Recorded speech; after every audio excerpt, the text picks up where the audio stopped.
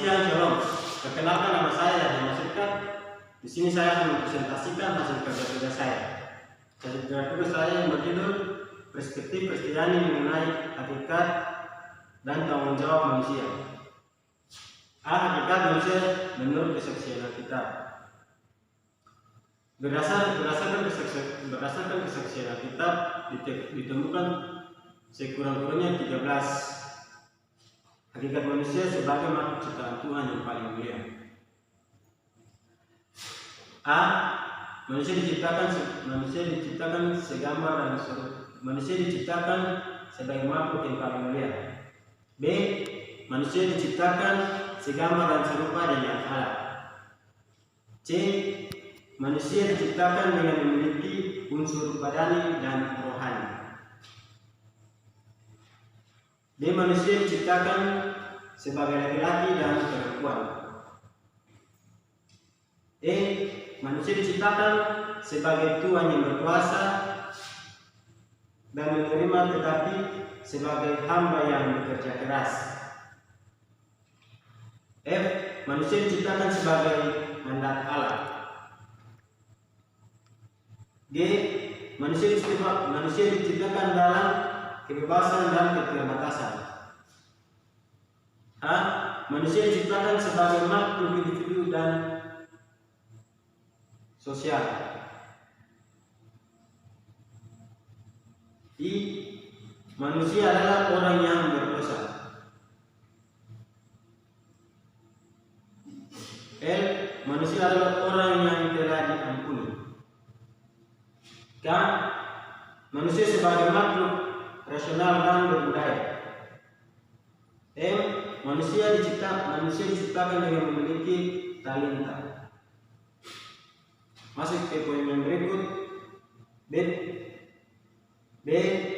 Pengertian dan tanggung jawab teologis. Istilah tanggung jawab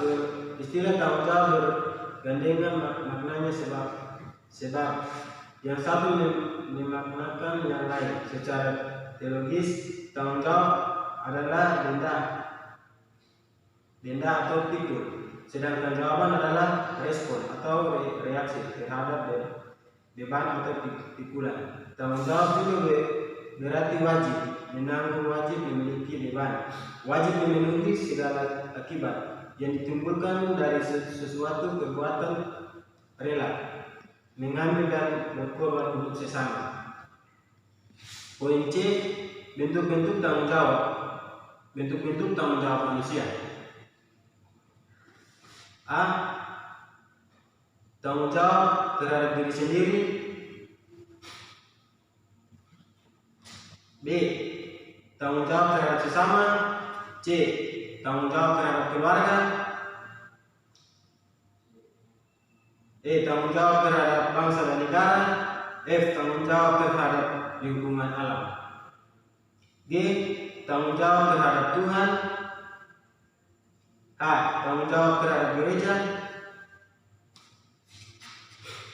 Pada akhirnya manusia adalah makhluk ciptaan Tuhan yang termulia. Diciptakan segambar dan serupa dengan Allah, memiliki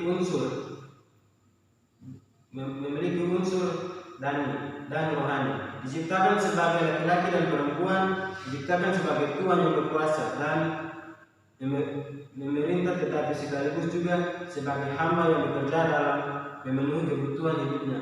Sebagai mandat Allah, diciptakan dalam kebebasan dan keterbatasan sebagai makhluk individu dan sosial. Manusia adalah makhluk yang berdosa. Manusia telah diampuni dosanya sebagai makhluk rasional dan berbudaya, sebagai makhluk etis dan memiliki talenta. Tanggung jawab adalah beban atau pikulan, sedangkan jawab adalah respon atau reaksi terhadap beban atau pikulan yang jawab juga beralih, wajib menanggung, wajib memikul beban, wajib memenuhi segala akibat yang ditimbulkan dari suatu perbuatan, rela mengambil dan berkorban untuk sesama.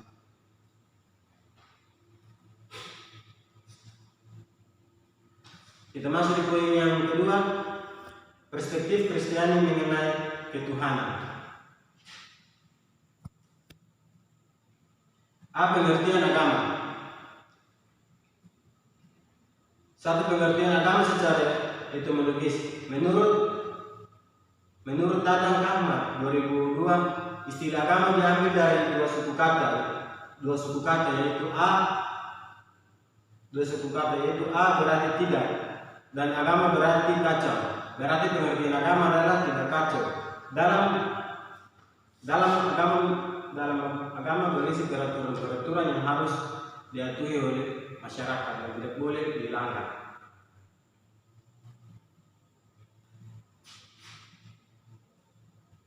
B, pengertian agama secara antropologis. Ada poin ketiga, pengertian agama secara antropologis. Poin 4,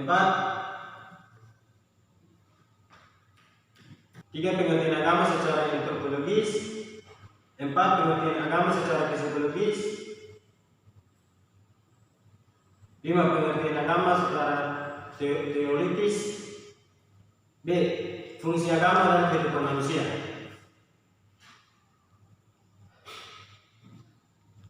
Fungsi agama dalam kehidupan manusia. Sebagai produk manusia, agama tentu memiliki berbeda fungsi karena manusia mempunyai kepentingan dengan agama. Menurut Islam, agama dibagi menjadi beberapa fungsi. Fungsi yang pertama, fungsi eduktif. B, fungsi penyelamatan. C, fungsi perdamaian.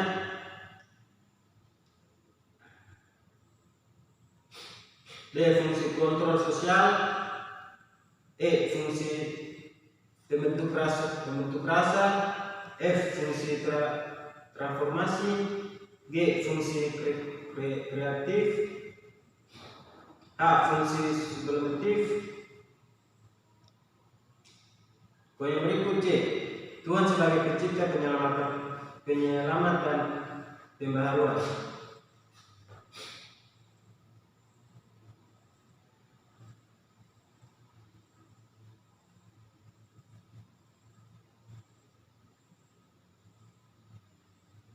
Poin yang pertama, Tuhan sebagai pencipta. 2, Tuhan sebagai penyelamat dalam Yesus Kristus. 3, Tuhan sebagai pembaharuan dalam Roh Kudus.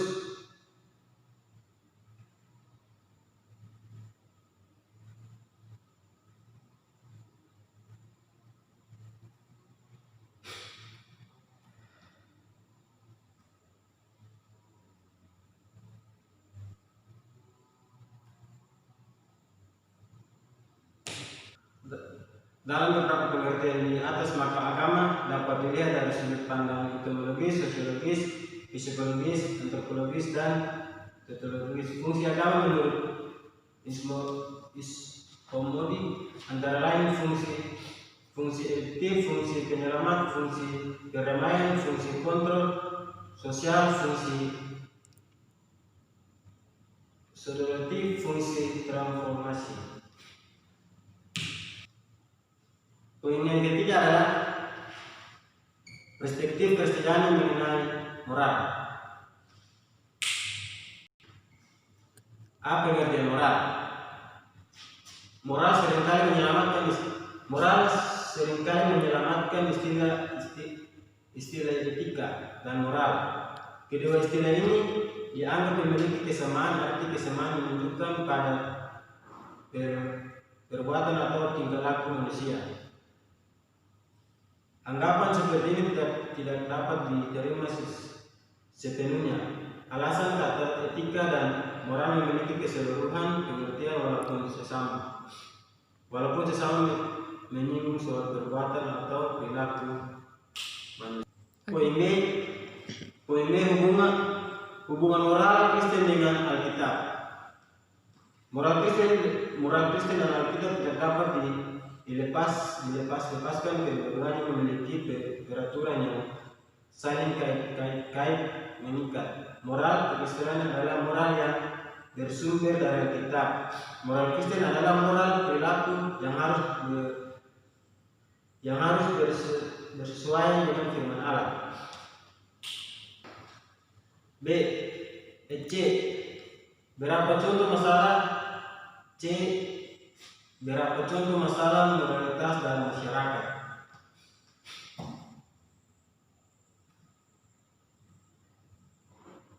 D. Pandangan kita mengenai masalah-masalah moralitas. Pandangan pada bagian ini hanya dikemukakan padanya pandangan kita mengenai perilaku bebas. Kita memberikan keterangan bahwa perilaku bebas adalah satu perbuatan yang tidak sesuai kehendak Tuhan. Dari beberapa pengertian di atas, maka moral adalah perilaku yang sesuai dengan norma-norma moral, namun relatif gampang berubah. Moral Kristen adalah kita memiliki hubungan yang erat. Moral Kristen adalah moral yang bersumber dari Alkitab. Moral Kristen adalah moral perilaku yang harus sesuai dengan firman Allah. Contoh masalah-masalah moral dalam masyarakat antara lain seks bebas atau narkoba dan obat-obat terlarang. Minuman keras, tindakan kekerasan, korupsi, dan perbuatan-perbuatan lainnya. Poin yang berikut adalah perspektif Kristiani mengenai ipte. Pengertian Kristen.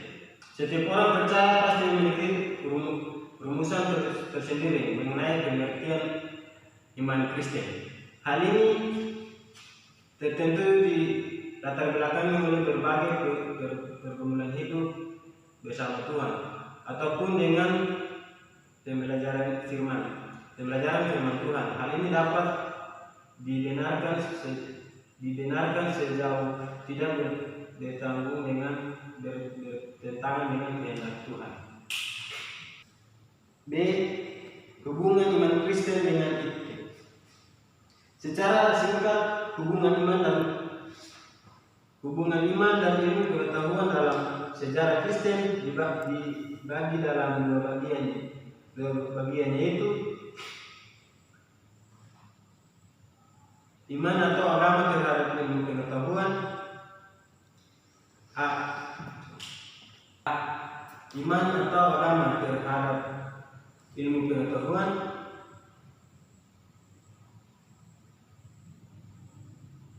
B. Dominasi ilmu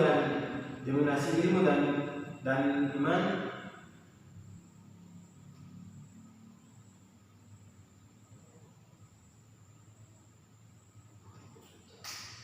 Oke.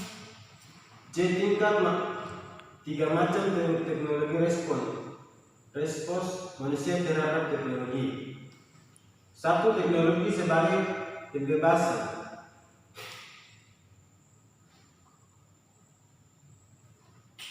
2. Teknologi sebagai ancaman.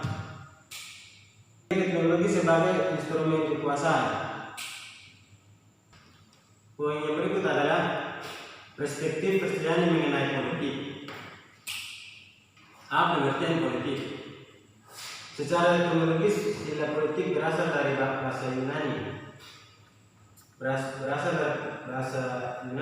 Polis dan politian. Polis berarti benteng, kota, negara, dan suatu bentuk negara tertentu. Usaha demokrasi, kesatuan, dan sebagainya. Politian artinya penduduk, warga negara, hak warga negara, dan kekuasaan negara, tata negara, dan bentuk-bentuk pemerintahan. Perjuangan politik di Indonesia. B. Tujuan perjuangan politik di Indonesia. Secara umumnya, tujuan perjuangan politik di Indonesia tidak terlepas dari unsur-unsur mewujudkan cita-cita nasional sebagai diamankan dalam perbuatan undang-undang, yaitu mewujudkan sesuatu kehidupan masyarakat yang adil dan makmur.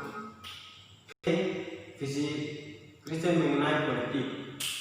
Visi Kristen mengenai politik dan keterlibatan orang Kristen di dalamnya dapat dilihat pada hidup dan perjuangan Yesus Kristus. Pada diri Yesus, orang Kristen mendapatkan sumber inspirasi dan bercermin padanya, karena pada bagian ini akan dikemukakan bagaimana Yesus menggunakan kekuasaannya yang dimilikinya untuk berpolitik di dalam menyampaikan berbagai persoalan yang ditemui dalam masyarakat. Secara etimologis, istilah politik berasal dari bahasa Yunani, polis dan politian. Politian berarti benteng, kota, negara, dan suatu bentuk negara tertentu, seminar, demokrasi, kekuasaan, dan sebagainya. Politian artinya penduduk atau warga negara, hak warga negara dan kewargaan, tata negara dan bentuk pemerintah. Secara umumnya, tujuan perjuangan politik di Indonesia tidak lepas dari usaha untuk mewujudkan cita-cita nasional sebagai bangsa. Poin yang berikut adalah perspektif Kristiani mengenai hukum. Apa pengertian hukum? Pada dasarnya, hukum adalah perlindungan kepentingan manusia yang berbentuk keadilan atau norma. Setiap komunitas membentuk hukum untuk melindungi harta milik atau kekayaan, nama baik golongan atau komunitas, kebebasan dan sebagainya. Kepentingan ini sangat beragam, baik jenis maupun kadarnya, sehingga jika tidak ada hukuman yang mengatur dapat menimbulkan pertentangan antara manusia yang satu dengan yang lain. B. Pandangan umat Kristen mengenai hukum. Orang Kristen pendapat bahwa Tuhan adalah pusat dan sumber dari segala yang baik. Markus 10 ayat 18. Tuhan adalah hakim terakhir yang memutuskan apa yang benar dan apa yang salah. Karena itu, salah satu tanggung jawab manusia adalah melakukan apa yang dikehendaki oleh Tuhan. Poin berikut, fungsi profesi umat Kristen terhadap hukum. Yesus mengajak kita untuk berdoa. Datanglah kerjaanmu. Yesus memulai doa itu mengajak kita bekerja dan menguasakan agar kerjaan Allah semakin nyata di bumi. Hal ini secara hukum dimaksud bahwa manusia turut bertanggung jawab untuk menciptakan produk hukum yang adil dan benar di bumi Indonesia, baik dalam proses pembentukannya, penetap maupun penerapannya. Demikian hasil presentasi saya. Sekian dan terima kasih.